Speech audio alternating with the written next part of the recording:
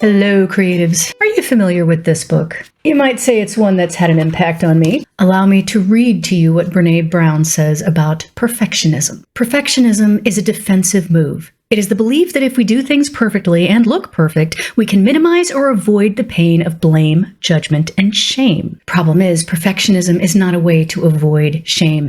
It brings shame for the simple reason that nobody's perfect. No art is perfect. No project is perfect. Nothing you or anyone makes will ever be perfect. That's actually good because it means that you have permission to do imperfect art. Perfectionism is one of the most poisonous things that you can take into your artistic system. Two reasons why. The first I've already touched on. Nothing is perfect. But the second is insidious. You see, as you learn, as you grow as a creative, you get better at what you do. That means that technically you could keep refining your project forever because you're always learning, and so you can always make it better.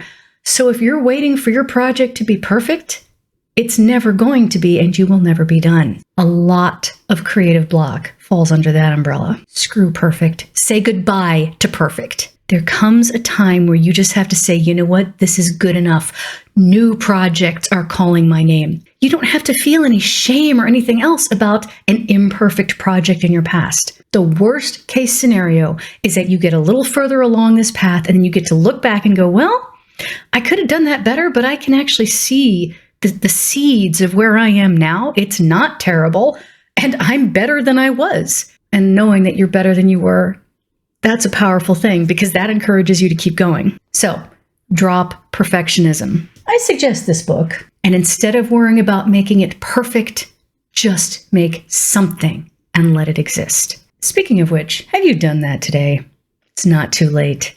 Take 3 minutes, sit down with me now, and let's make something new.